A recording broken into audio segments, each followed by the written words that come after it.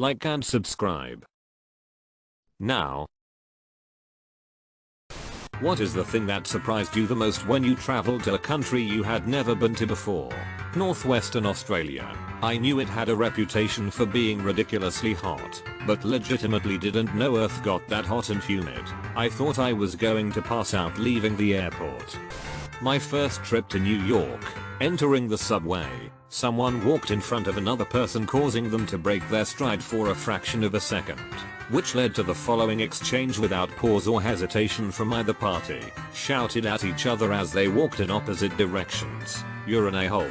Your mother's an a-hole. You don't even know who your mother is. She knows you're an a-hole." Fade. From a tropical country near the equator, I was surprised to know that the sun would set completely before 4 PM during winter or having the sun still up at 10 PM during summer. This messed me up so much the first time I went to a equatorial country. The weather is summer, but the sun sets at 6? That makes no sense. Lived in equator my whole life. Never had to think about sunrise and sunset time. Thought those timing I see on weather forecast app are useless. My whole life sunrise and sunset is always 6-6. That it's possible to weave through Cairo traffic with the skill of a seasoned rally driver, while driving a manual transmission car, frequently using the horn and sipping tea, by holding the saucer, not the cup, at the same time. Shout out to our taxi driver in Cairo. I ordered a taxi to take me to the airport late one evening. The driver drove at a breakneck speed all the way there. He went through a red light at a crossroads without even blinking and screeched to halt outside of the departure area. He jumped out of the car to retrieve my luggage from the trunk and suddenly with a cry of Allah dropped to the floor having a heart attack. I stuffed the cab fare in his shirt pocket as they wheeled him away on a stretcher. I walked out of Penn Station when I first arrived in New York, looking up at the buildings taking it all in, and my first interaction was with a homeless guy who shouted at me in the local accent, "Welcome to New York, a-hole." It was exactly as I imagined. The amount of eye contact and observation. When I went to Morocco, in the evening the streets would be packed full of families sitting and talking. These people would watch each other. In fact, even the way I'm describing it with watch shows how unwelcome and uncomfortable it would be in England. People would also make eye contact and keep it frequently on the street, just with ease. It felt so strange for me at first. Yes, oh my god, I'm from Morocco and this has always been one of my main complaints about this place, and I never understood why it didn't bother other people so much. It would definitely be considered creepy in other countries, but here, people see no issue in staring at you and what you're doing anywhere, anytime. It's one of the main reasons I hate going out. In Prague, when you open a camera in the street, it's like a force field. PPL automatically moves aside to not stand in the way. Good luck doing the same in Valletta. The incredible security in Seoul. I'm from Latin America, so I'm used to be very alert at everything, everywhere. I forgot my backpack in a small cafeteria and after 25 minutes it was completely untouched in the same spot. You could walk at 3 AM with your cell phone in your hands and there'll be no fear about anything. My friend was once studying in a cafe in Korea and went home for maybe 20 minutes to change his laundry over. Left his laptop and phone on the table in the cafe because he knew they'd still be there when he got back. And they were. The exception to this is bicycles. Bicycles get stolen pretty often in Korea. No idea why that's the exception. Bicycles have to be the most universally stolen thing in the entire world. Not from Korea but a very safe city. A guy at school had his bike stolen 6 times. He recovered it at the train station every single time. Someone kept borrowing his bike to get to the station quicker. Leave your bag unattended in the UK and the bomb squad will come and blow it up, lol. Heated sidewalks in Finland. Absolutely lifesavers for me who had no idea how to walk on ice. No trash anywhere, either. Adding to this, icy sidewalks. Didn't think about it because I wasn't somewhere with obvious snow, but turned a corner in Vancouver and basically surfed down a block and a half. Probably only didn't eat pavement because I'd just been skiing for a week. See, the problem is you visited between the 10th of February through 12th. Everyone here knows those are our 3 official snow days. Legally, only rain is allowed outside of those days. Ashgabat, Turkmenistan. Everything about it, the entire city, every building, is white marble. It lights up at night like a sterile Las Vegas. However, There is no advertising except for billboards of the dictator holding on to puppies by the neck to show everyone how nice he is. He has pretty much positioned himself as a religious prophet. The airport is shaped like a massive white marble eagle. It used to be a red building, but soon after it was built they tore it down and built a white marble one to match the current decor. Also, there is no white marble in Turkmenistan, so it has to be imported from Italy. They were the largest importer of white marble in the world and drove the price up so high it cost them ridiculous amounts of money to build the buildings. Strange place. Turkmenistan's post-Soviet history can be explained, in part, by their bat-crazy dictator, Saparmurat Niyazov. Some of his decrees include banning the use of lip-syncing at public concerts in 2005, as well as sound recordings at musical performances on state holidays, in broadcasts by Turkmen television channels, at all cultural events organized by the state, in places of mass assembly, and at weddings and celebrations organized by the public, citing a negative effect on the development of musical arts incurred by the use of recorded music, banning dogs from the capital, Ashgabat, because of their unappealing odor, ordering that a palace of ice, or indoor ice skating rink, be built near the capital, so that those living in the desert country could learn to skate. The rink was built in 2008, banning smoking in all public places on account of his having to quit because of some heart surgery he had,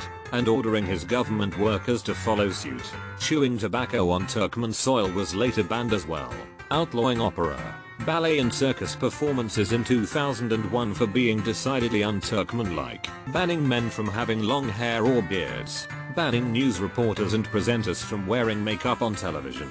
He abolished the Turkmen word for bread, for it to be replaced with Gurban Sultan, his mother's name. Likewise, he gave the month of April his mother's name, discouraging the use of gold teeth in Turkmenistan after he suggested that the populace chew on bones to strengthen their teeth and lessen the rate at which they fall out. He said, "I watched young dogs when I was young. They were given bones to gnaw to strengthen their teeth. Those of you whose teeth have fallen out did not chew on bones. This is my advice." Their current dictator is definitely cut from the same cloth as this dude. There is a documentary on this place, worth a watch. It's crazy. Like crazy people lived for free at one point. The dictator made everyone climb a huge staircase every year. Weird guy. So I live in Australia. How effing fast everyone else's internet are. In Thailand we were watching a movie and they played the national anthem and everyone stood up for their king.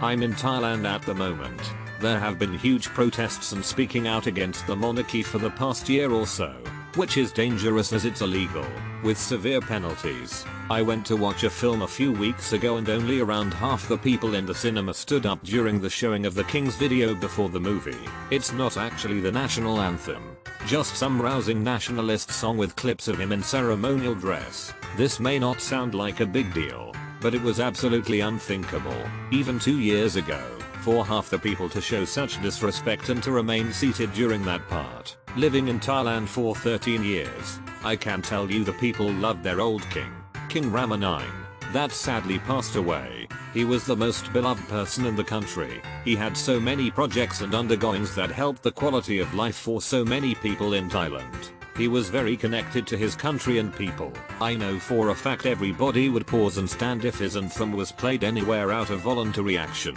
I've never seen such respect for a king. On the other hand, his son, who is now the king of Thailand, King Rama X, is much disliked compared to the other king due to his lifestyle and carelessness for the country. That's why they are protesting the monarchy. They know King Rama IX won't be topped by any successors, so might as well end it. I say good for them. They shouldn't be bowing to someone that doesn't care much for them.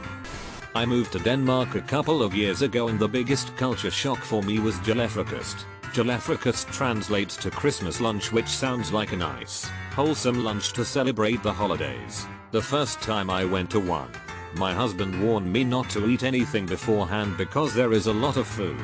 I didn't think much of it. I mean, we have Thanksgiving in the US, so I just assumed it was a big lunch. No, we have nothing like this in the US. Julefrokost is on an entirely different level. You see, it's a lunch only in name. What it really is sitting down at about noon, and not getting up from your seat again until midnight or later. The food never stops coming. The schnapps never stop coming. It's course after course after course, and the dames can drink you under the table any day. So combine that with strong liquor over a 12-hour stretch and you are likely to die. My first July breakfast, I sat across from my husband's uncle, who kept my shot glass full the entire day.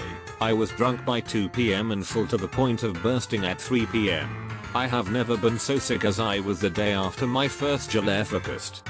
I was surprised that in southern US, and many other parts of it too, I'm sure, you actually need a car to get anywhere, as in, it doesn't just make life easier, it's a near impossibility to go places without it. Even if you're in a major city, this is 90% of the US. The only places you don't need a car are in major cities. Yeah, I assumed so.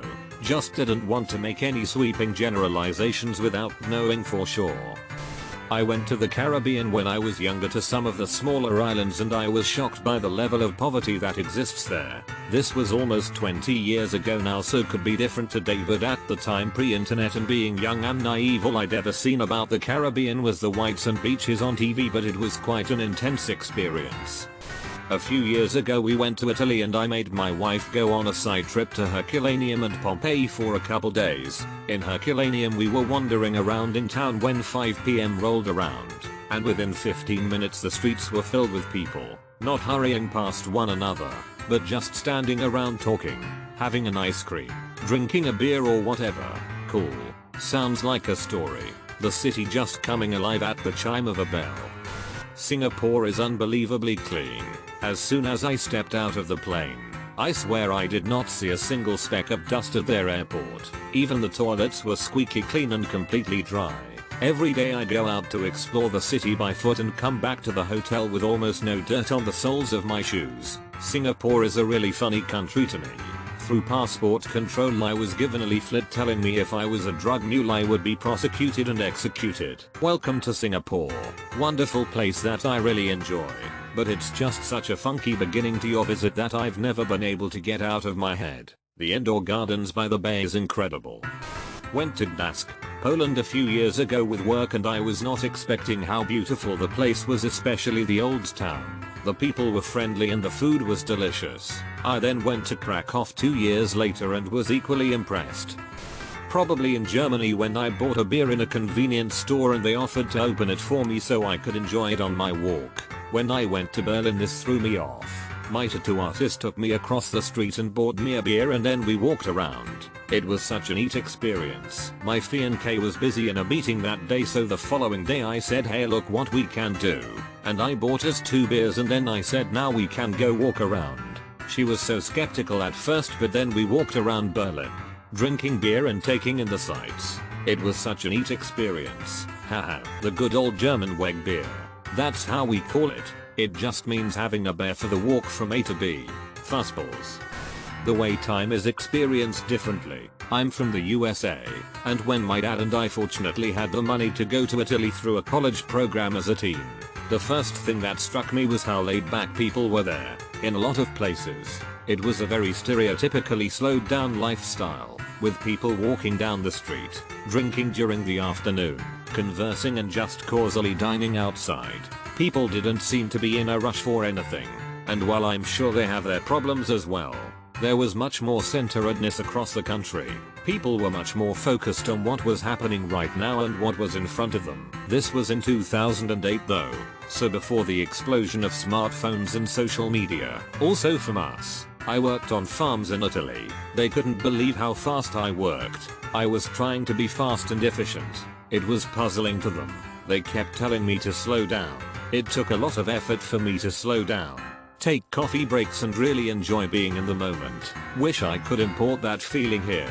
Heck, I felt the same way working in Japan, which has this weird stereotype of being all work focused. That's a lie, it's all about butts in the seat time, not actual productivity. When I was banging through work like I considered a normal pace, I'd have 5 hours left of the day to do nothing except look busy, because you can't not look busy for the boss or you'll get yelled at. I had to learn to space myself out for work so I always looked productive, but wasn't making the others, especially the Japanese staff, look bad by comparison. I hated it. I'm one of those people who will find the most efficient way of doing things and doing it their way, i.e. a lot of wasted copy-paste effort, just made me stress out more than if they had doubled my workload tbh. Amsterdam. Knew they biked, but didn't expected multi-level bike parking lots every mile. Jesus Christ, I loved it there. When I visited Munich, Germany, I was surprised by a few things. The amount of people who biked everywhere. It was a ton of people. The amount of restaurants that were not Germany based, i.e. we went to an excellent South African place, sushi, and got doner for lunch every day. Size of the cigarette packs, mother effers carrying around a Nintendo Switch sized pack. The bottle returns are pretty dope. Buy 24 pack of beers, get 1/3 of your money back by returning the bottled American BTW. The gondola ride in Venice. Not what I expected with the smelly waters, the crashing gondolas with the drivers cursing each other in Italian. Nothing romantic about it. Gondolas are tourist traps. Stupidly expensive too on top of everything you just said. You're better off enjoying Venice walking around, or take the ferry water bus system if you're going far. New York. So many people. London. So many people. I've been in Sydney quite a few times. I'm Australian, and it's nowhere near as busy. About New Yorkers, they mind their own business, but if you ask them for help, they are some of the nicest people. On the subway, I asked a woman if the train went to a particular station. I always get on trains going the wrong way. She said yes, and every stop on the way to the station she counted down for me. 3 more stops, 2 more stops, 1 more stop, get ready, and it wasn't just her.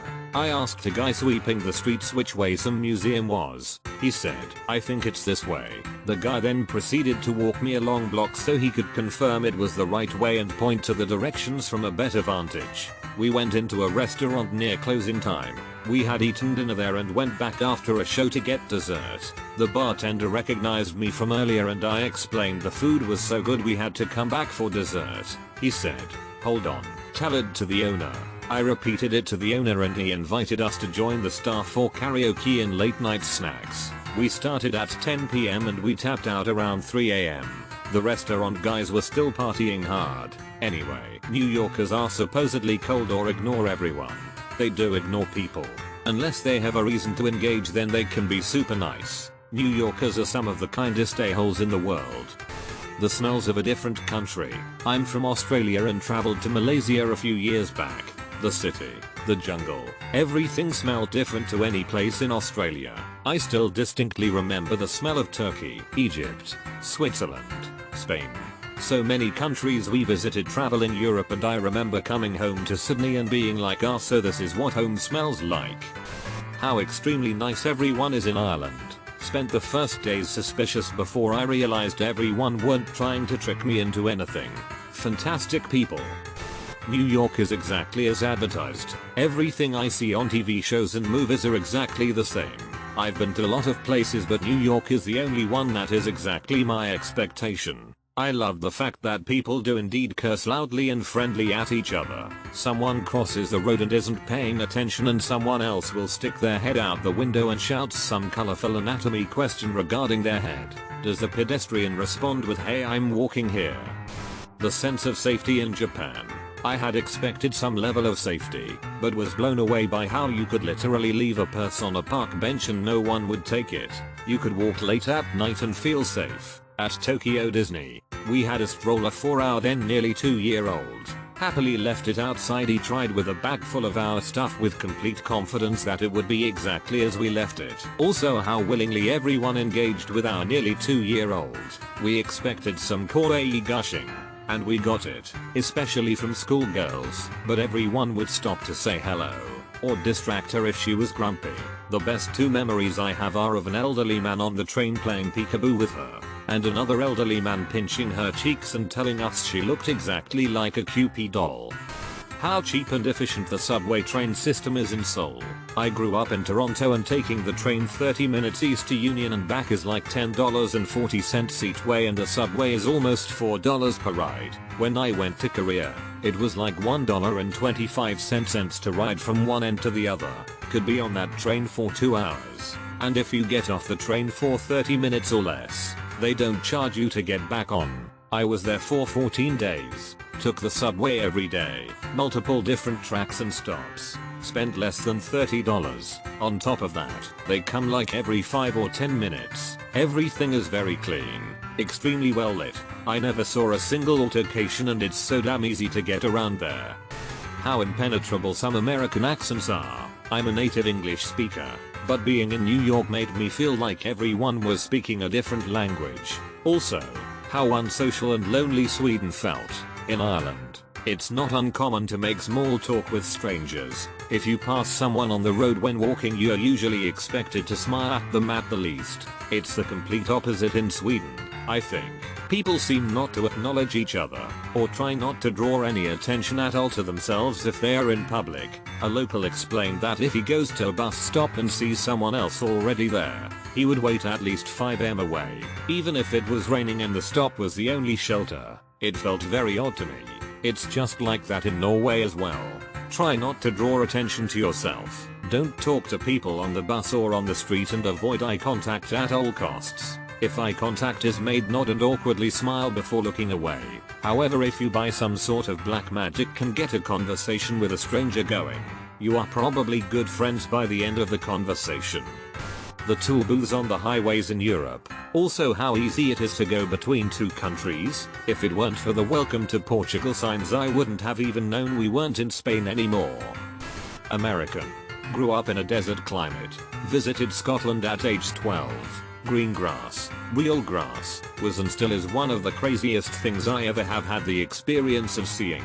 At home, only 3-4 houses in the neighborhood had grass, and you'd be lucky if it was under 80% brown and yellow most of the time. Due to the fact that we couldn't run the sprinklers because of the drought we had been in since before I was born. As soon as we flew over Scotland in the plane, there was just so much green everywhere. Even around the cities and the highways. I had extreme anxiety of flying over the ocean for the first time, and a fear of heights in general, but I was glued to that window for the rest of that flight. I've never been back, and I haven't seen grass anywhere close to that green since. You should smell fresh cut grass and the smell of soil after a rainstorm. It lives in your dreams forever. China. Almost every store and vendor, including street food and vegetable stalls, use mobile payment. When I went in 2014, everything was paid for in cash. I returned in 2016 and you were looked at funny if you tried to pay with cash instead of WeChat Pay. Japan has no garbage cans anywhere on the streets, but their streets were pretty damn clean somehow. RIP my inbox. We noticed that in Thailand, too, especially while living in Chiang Mai. Like how? Where does it go? We'd carried any trash we had long distances to find somewhere to throw it out, but never saw anyone else doing that. I spent 3 weeks in Japan, touring 6 different places. No cigarette butts anywhere. No blackened circles of gum on the sidewalk. No garbage. I once saw an abandoned empty can, but that was when I turned one street too early and heading into the red light district instead of the next street over where there was a cheap soba shop. I got back to Canada and marveled at the absolute dumpsters we call cities. I was surprised at how much time the Balinese people spend on religious ceremonies, offerings, and worship. Yet despite being some of the most religious people I've ever encountered, they were completely non-judgmental and understanding of others. That Romania is a hidden gem. So many beautiful castles, museums, and churches. It's ridiculously cheap compared to the rest of Europe, and the food is amazing. Just how empty Russia is.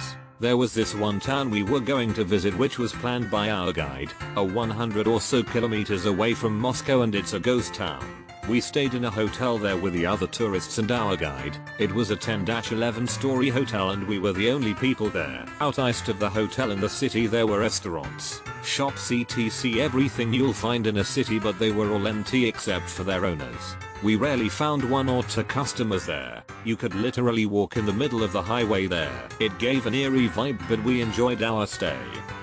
The tube in England. People complain so much about the tube being late, but the goddamn thing shows up every 5 minutes. That's amazing infrastructure that I wish Ireland had. P.S.